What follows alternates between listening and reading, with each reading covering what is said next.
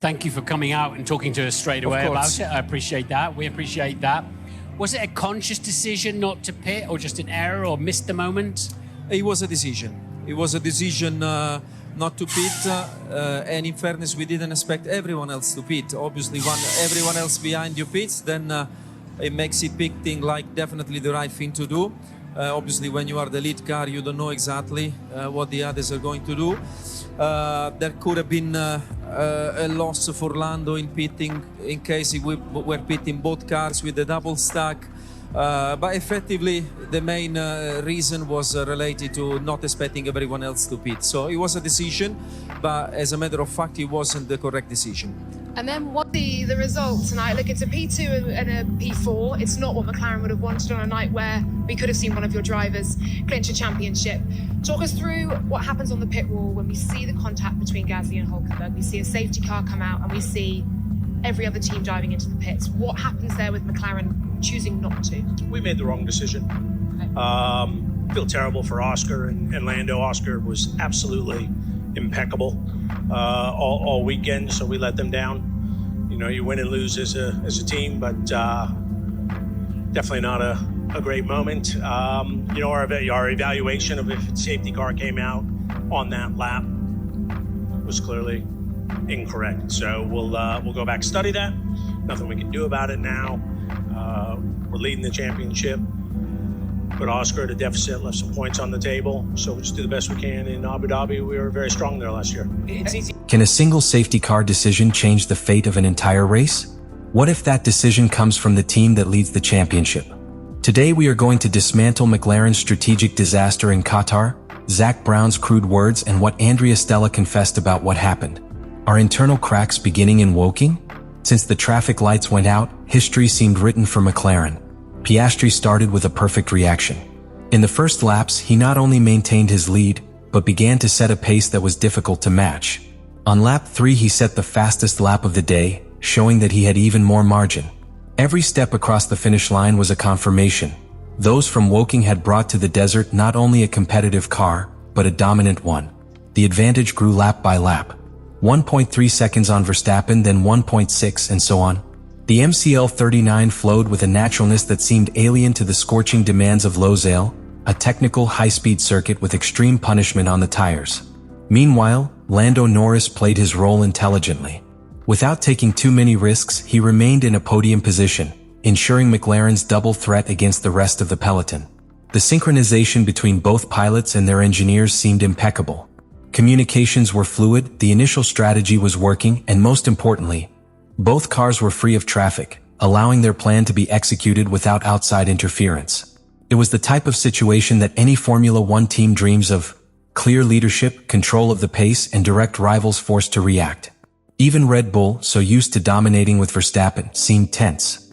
His technical team began to look for alternatives, because they knew that if they did not intervene soon, victory would elude them.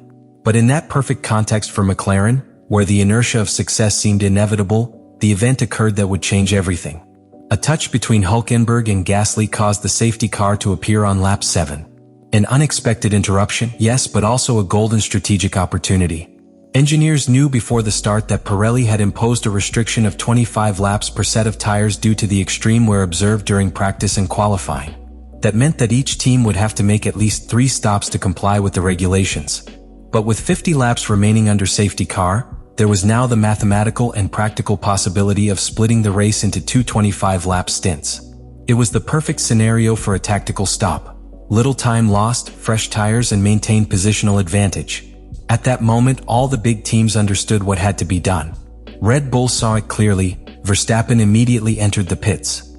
Ferrari, Mercedes, Aston Martin, and practically the rest of the grid did the same.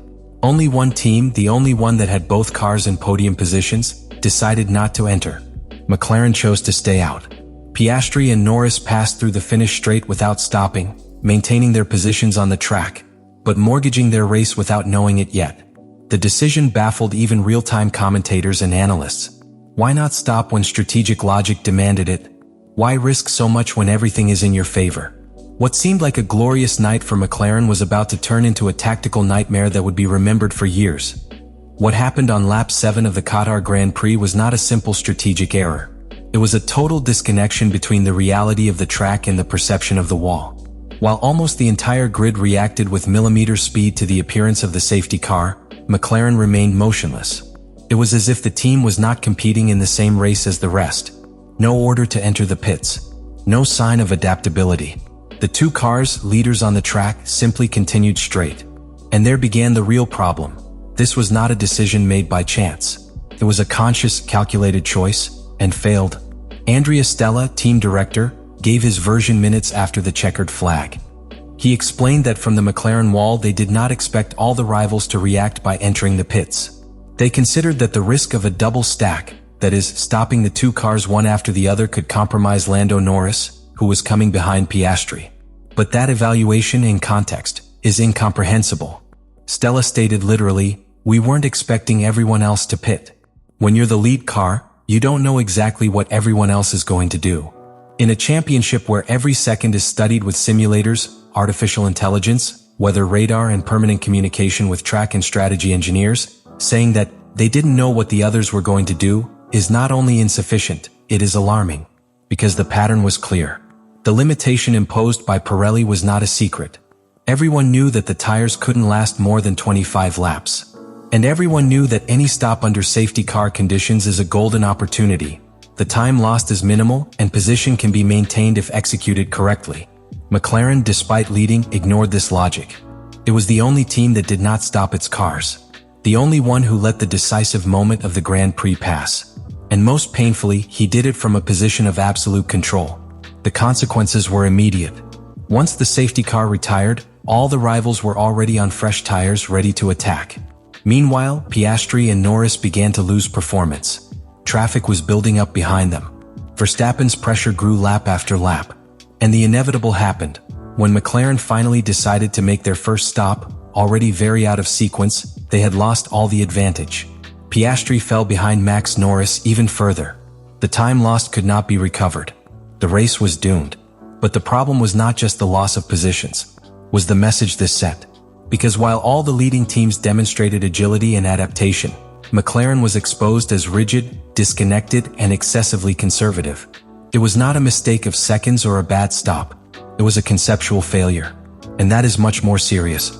Worse still, this is not the first time McLaren has faced criticism for its strategy.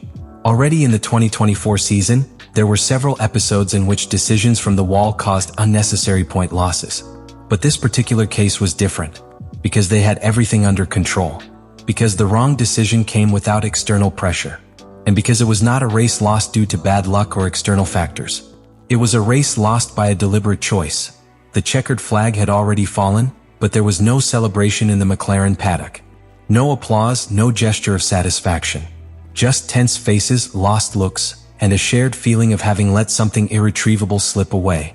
Oscar Piastri, who should have been on the top step of the podium, could barely settle for second place.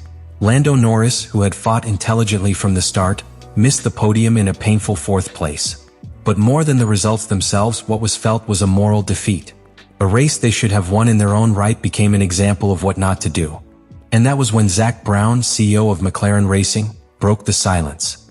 There were no diplomatic speeches or lukewarm statements. What came was an unvarnished confession. A frontal self-criticism, unusual in modern Formula One. We took the victory away from Oscar. That's the reality. There's no other way to look at it. And we also took the podium away from Lando. Very frustrating, he said directly into the camera without hesitation. And he said it not once, but repeatedly, as if he needed to make sure there was no doubt who was taking the blame. In a sport where corporate language and technical excuses often disguise the most serious errors, hearing a team leader openly admit that they themselves were responsible for the failure is an extraordinary event. And even more so when the error is not minor. Zak Brown not only recognized the failure, he described it as a dispossession.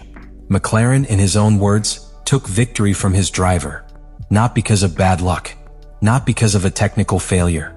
Because of a bad decision made from his own pit wall. Furthermore, Brown was explicit in denying any outside speculation.